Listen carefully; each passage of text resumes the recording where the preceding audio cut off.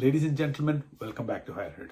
Guys, this video is only for people those who are going to attend interviews in next coming weeks or months to Australia. I know most of you guys are actually working in Ireland and UK, and you can actually relate to these questions and scenarios which I'm going to go through in this video. And guys, this video is very detailed. It's going to be a longer one, and if you want to play it in a higher speed, go ahead. But what I'm going to talk about very in-depth interview process, what it is, what are the different sections in an interview, and how you can actually crack this interview. I hope you'll be very confident in attending interviews for your Australian employers. So guys, without further ado, let's jump into today's video. I'm actually going to break this video into 3 different parts. The first part is introduction. Second part is the topics that you will be asked and also you have to read through. And the third topic is scenarios. The first topic is about introduction. Always the interview starts with introduce yourself, or Shri, can you introduce yourself? Go through your experience, go through your CVs. Can you actually give me a snapshot of what have you done in these many years? So how would you start with that? They don't want to know about your personal experience, your personal family background. No, nothing at all. They don't want to know that. What they're clearly asking is your professional experience, your experience as an RN or a clinical nurse manager, whatever your experience is, they want to know that specifically. So you start with, say, my name is Shri Nair. I worked here in Ireland for these many years. I worked in these many sectors. This is my experience. So very plain and simple, very positive, with a smile. Go through your experience and explain to them what you have achieved in these many years. So once you give your introduction straight away, then they will move into the second part, which is certain topics. This will be more like a conversation. They'll be going through certain topics, like which I have written, which I'll go through in detail. They will touch base in questions like wound care, policies and procedures, roles and responsibilities, teamwork, escalation policies, medication management, infection control, accident incident reporting, person-centered care, abuse notifications. They'll go through care planning. They will go through national standards. So these kind of topics, which I will write it down in the comments, just copy, paste, read through your policies and procedures, go and Google yourself, get more information. I want you to read through this before you go into the interview, because trust me guys, the interviews are done through Zoom or through Teams, Microsoft Teams. When they do this interview, they will go through in-depth interview process, because they want to gauge your experience. I know you have a fantastic CV, you have fantastic experience, but this is the only opportunity for an employer to actually do an interview and to identify, are you the right person for the job? So they will be going through all these topics which I've actually mentioned, which I will mention in the comment section. Just go through it, Google it, read through your policies. Every center that you work, let it be a nursing home or a hospital, has SOPs, standard operating procedures, or policies and procedures. Just go through it, open the Schedule 5, all these topics which I said, it's all in there. Just read through it. I'm not asking you to by heart it or to memorize it the whole lot. When you actually read through it very swiftly, you can actually understand this is the standard operating procedures. This is how you have to approach when one of these situations or scenarios happen. So once first introduction happen, once they have gone through these many topics, the second last part for you is the scenarios. So scenarios, most of the times the employers will ask you 4 to 5 scenarios in an interview. Well, let's say scenarios will be, there might be you can actually, they will give you a scenario and they will ask you how would you deal with the scenario, or they will ask you that whether if you had any experience according or similar to that scenario, and how did you actually deal with it. So you can actually go back, if it's happened to you, you can actually explain to you how did you explain to them how did you do it, or you can actually explain to them how will you actually deal with that scenario. So I'm going to give you 4 to 5 scenarios in this video, and in the end of the video I'm actually going to give you 2 bonus tips which definitely you'll be able to crack the interview. So the first scenario is, one of the HCAs came to you and reported a resident had a fall. How would you respond to it? So straight away, it's a very big situation, and none of the nurses working on a shift want to go through that, because for having a fall, a resident having a fall is a big deal. So you have to answer saying straight away, I'll rush to the scene, make sure I do a full head to toe assessment of the resident, make sure there is no lacerations, no bruises, no bleeding, no loss of consciousness, check their extremities, is there any pain or discomfort, or any loss of movement, also internal or external rotation of the legs. You make sure they're fine. First of all, the physical examination of the person. I'll go physically, make sure the resident is safe, there is no physical damage or any danger to the resident. Then you'll be asking the HCA, was there a witness? Was there a witness while the person was falling, or was it an unwitnessed fall? As you all know, you're working in Ireland and UK. Most of you guys know that if it's an unwitnessed fall in Ireland, you have to classify it as a head injury. It, as a default, you have to classify as a head injury.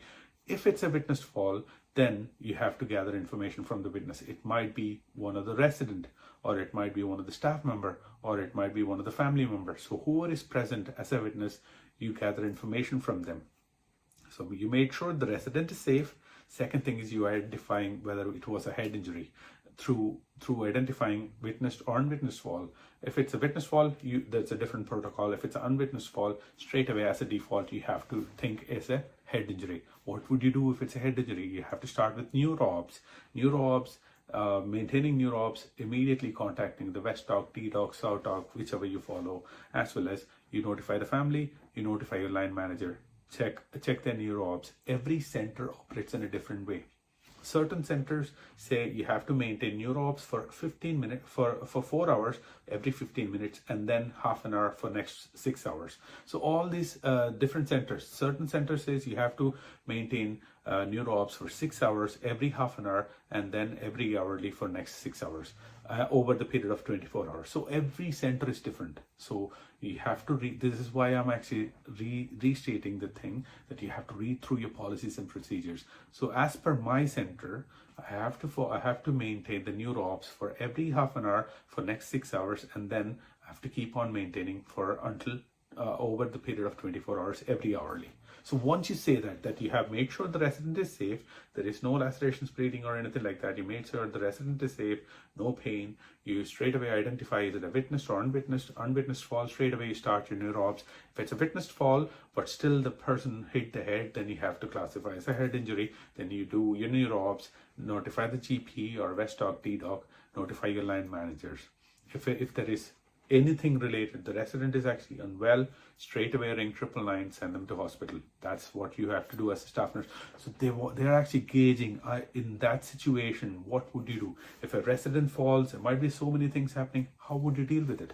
So you say, this is the process which I follow, and in the end, I'll be making sure I write my accident incident reporting and also my notes, notify my line manager. You're just basically closing the loop. Everything they ask, you basically think about closing the loop. You start from A to N to Z by closing the loop. Okay, so once you actually answer that in an efficient way, they will understand that you have a better understanding about your role. Let's move to scenario number 2. You receive a call from a staff member saying they're sick, they won't be able to make up to work. But again, on your left side, another staff member is there reporting to you that 2 people are actually sick with vomiting and diarrhea. And meanwhile, you as a RN, you have to administer syringe driver straight away. You have to start the syringe driver straight away to one of the resident. So how would you manage this scenario? Man, this is very complicated. You have 3 different scenarios or 3 different sub scenarios in a single scenario. So this often happens to us when we are actually working on the floor. This will happen to you, or this might have happened, or this may not have happened, or trust me, in your career, this will come across. So you received a call from your colleague saying they're not available. You have a staff member saying to you that 2 people are actually vomiting and having diarrhea. And also one of your duty is to start a syringe driver at a particular time, which is very close to a palliative resident. What would you do? Or how would you manage this scenario?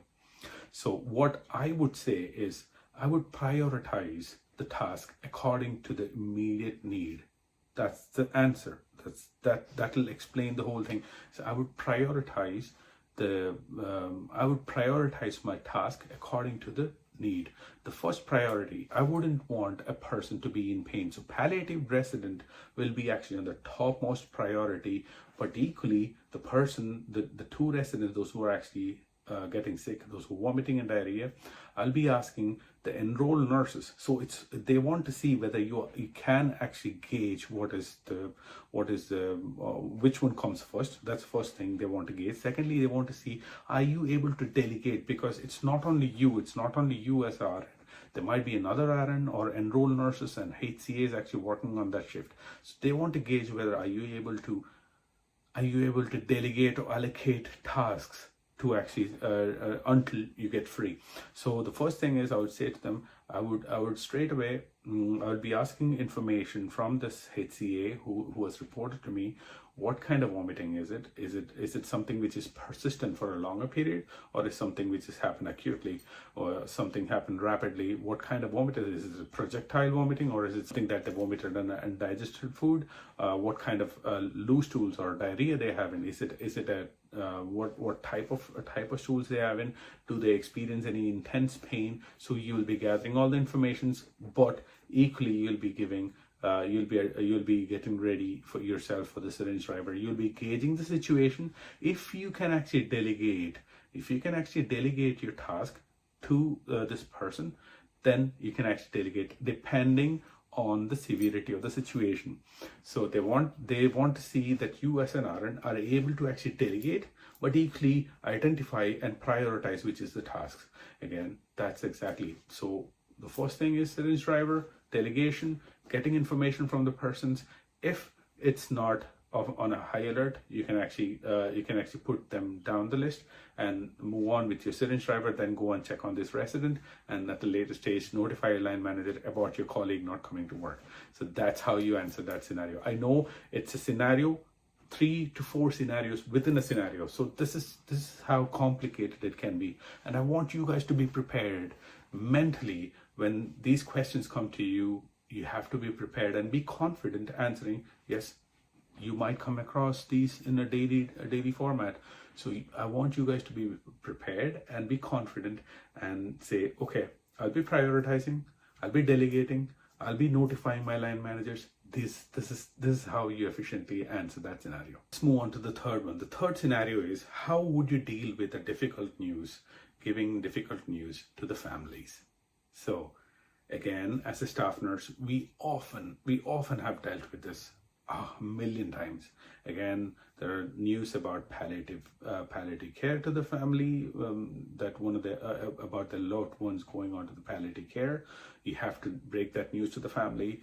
Again, there are certain decline of a resident. Those are the difficult news when you have to sit with the family as well as you have to actually deal with over the phone. So how would you deal with it? So again, very interesting scenario. You might have come across, you know the answer, but still I'll give you my verdict, or I'll give you my version of it. So you can actually take it, get a little bit more, process it a little bit more, and when you're explaining, always try to explain from a person-centered approach. It's much easier when you actually explain thinking about a resident. So think one of your residents, if they're actually going into palliative care, and you have to relay that information to the family. So let's say the family is actually present in the center. So you might ask, you can actually question them. You can actually question your interviewer saying about the scenario, are the resident's family present in the center, or is it over the phone? If it's over the phone, it's a very difficult conversation. But if it's a difficult conversation if they're present as well. But it's about how we present ourselves. So I would answer is, basically I'll get the family, if they're present in the center, I'll be getting them to a very quiet place, sit with them, and kind of explain to them what has happened or what is going to happen to the families. First of all, give them the clinical information only to the person, those who have to know. Can't give information to everyone walking into the door. You'll be giving information only to the person, those who have to know, especially next to kin, or the people, those who are being nominated by the resident. So if a particular resident actually said, yes, my personal information has to be only communicated to the X person, that's a person you'll be relying the information to, or you'll be notifying it to the, or you'll be speaking or giving the information to the next again, not to anyone else. That you have to stress it. You have to stress it that I will be relying the information only to the designated person, or to the designated family member. I'll bring them to a very quiet area, sit with them, and explain to them in a very dignified manner about the resident's clinical decline. Bring them as much information what we have gathered over the course of period, how or why decline is happening, and what is to be expected of them in next couple of weeks. So this is a very serious, especially when you're dealing with a difficult news. It's always emotional, so you have to stress these certain words, like it is always emotional. So it's better I'll be relying the information only to the person, those who are designated. Bring them to a quieter place, explain to them all the clinical aspects, and say why it happened, how it happened, and what to expect in next few weeks. So once I sit with them and explain to them, this is exactly how I'll be managing. Sometimes it may be even difficult. I will get one of the colleagues or one of the line managers to sit with me to actually relay this difficult news. So it's not only about us, it's not only about one staff nurse, it's about a collective team approach. Before I deal with this difficult news, I'll be liaising with my team and asking them, is it the right time to actually let the family know? These all things, when you actually add few things like families, line managers, team, all these things are very important. You don't know I know that you understand, but you have to understand the power of it. When you actually say about team, your line managers, your family members, all these things, policies and procedures, all these things matter. They get super impressed when you actually say those things. One of the scenarios as a RN you might have come across is you see one of your staff member, one of your colleague is actually verbally and physically abusive or inappropriate to a resident. How would you manage? Oh, it's a very interesting thing, man. And I don't want any one of you guys to be actually in that situation, because it's a very difficult situation. When I started, I will assess the situation. If it's directly affecting the resident verbally or physically, then I would make sure the resident is safe. You have to go back to your policies. This is exactly why I said that you have to read through the policies and procedure, especially in this scenario. You have to go and read abuse policies. In abuse policies, it clearly says that you have to make sure the resident is safe. You have to make sure they are not in that very high stressed environment. You will be making sure that they are safe. Move the resident to another place from the staff member. Make sure they're away and the resident is another place. That's safety is one of the highest priorities. Second thing is, if you actually seen that there is an active sort of verbal abuse, physical abuse that you have witnessed, you will be making notes of it, and you'll be getting information from other staff members, just finding out information from other staff members. But also you'll be including the rest. You'll be asking what happened and what is the information that they have to rely to the line managers. Do they have a concern or a complaint that they want to raise? So gather information. As a staff nurse, I'll be gathering information about the situation from the resident, from the witnesses. If I see myself, I'll be writing a report, and straight away I'll be reporting to the line managers. Those kind of things are very important in this. Let's move on to one of the other scenarios, which is quite interesting for me, is wound care. I actually work in different aged care centers, and one of the things one of the passion for me is wound care, and few of my colleagues already know that I really have a passion for it, and I actually work in wound care a lot. So one of the scenarios which come across to you is about wound care. I know it's a lot to take in, but again, these questions will be thrown at you. Trust me, guys, the interviews are not 15 to 20 minutes, they're hour long. They can be minimum 45 minutes to an hour and a half. They will take their time to actually assess. This is the only opportunity for an employer to actually gauge how experienced you are before they even hire you. They will throw you all these questions and scenarios which you have to give them the right answer. So scenario number 5 is wound care. About wound care, a HCA reported to you about redness and partial skin loss to the buttocks when they were changing a resident. How would you respond? So this is a very interesting question, isn't it? You might have actually dealt with it a million times again. As a staff nurse, this is exactly what we are thrown every single day. But I want to actually reconnect with your experience, because you have done it. But I want you to actually answer it properly, because this is the only opportunity you got to actually crack that interview. So how would you have to structure it? Straight away, you just visualize. If somebody comes to you and says to you, what are you going to do? Straight away, I'll go and see the actual wound, because certain times the information which is relied cannot be 100%. So what would I, as a nurse, I would make sure that I'll go and physically see the wound.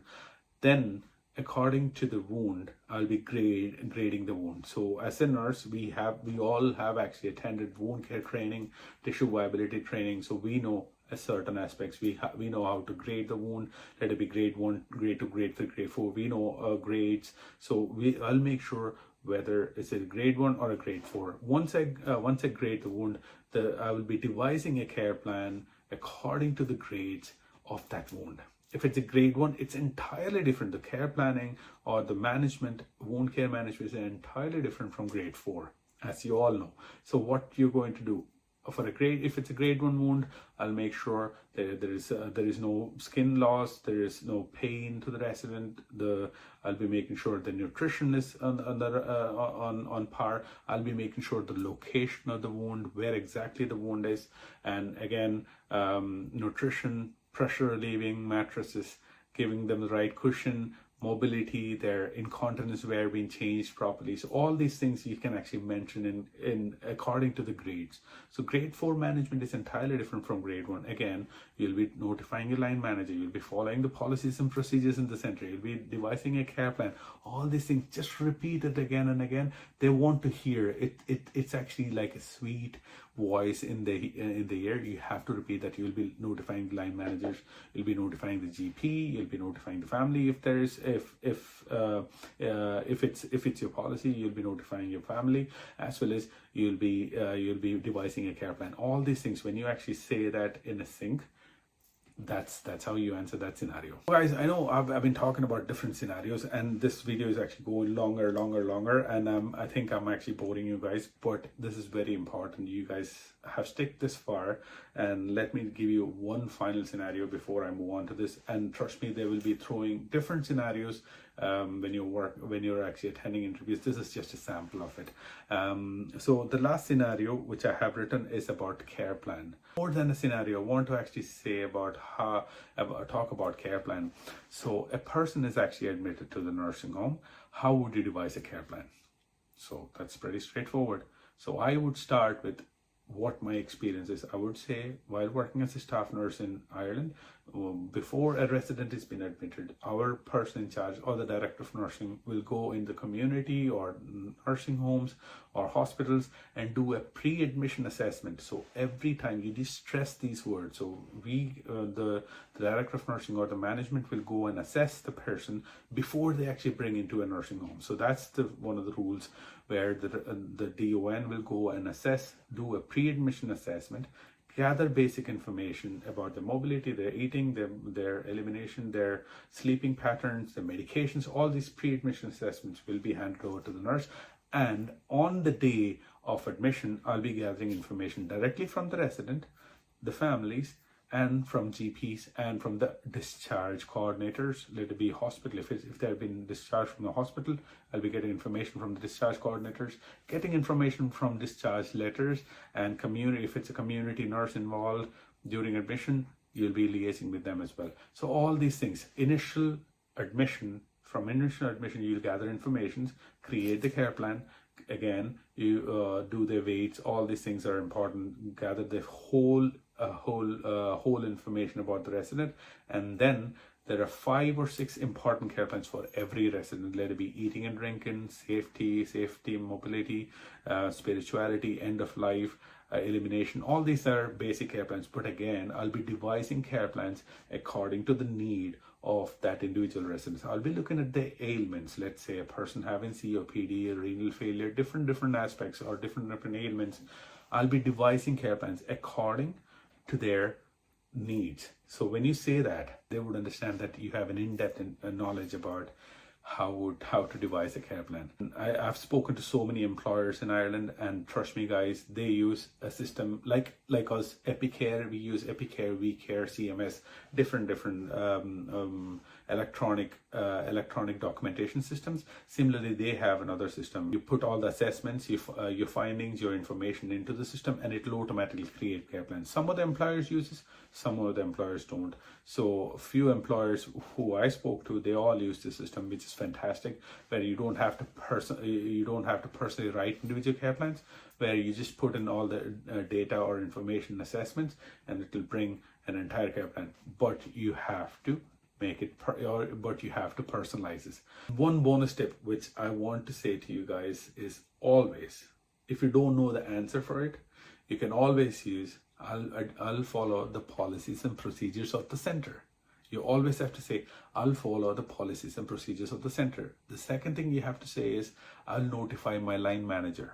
I will notify my line manager. So these are the two things which is very, very important. Always, if you even though if you have said something, just put that in. Just say, I'll follow the policies and procedures in your center or in the center which I'm working, and also I'll notify my line manager in a timely manner. You don't ring somebody, your line manager, at middle of the night for reporting silly things. You'll be notifying line managers according to the priority, according to in a timely manner. So if you incorporate all these things, I can guarantee you will win your interview. Guys, that's the interview in a nutshell. It will be fantastic. I have to say, I wish you all the best, because again, the interview process can be a little bit daunting for you when you're actually attending for the first time. Trust me guys, the work is entirely, it's almost the same. What you're doing in Ireland or UK is entirely the same, or it's almost similar to what's the work in Australia. So guys, I hope this video has actually helped you to get more information about what entails in an interview when you're doing a Zoom interview with your employers in Australia. And I hope you're the best. If you like this video, please don't forget to like, share and subscribe. Until next time, Sri Nair signing off. Bye.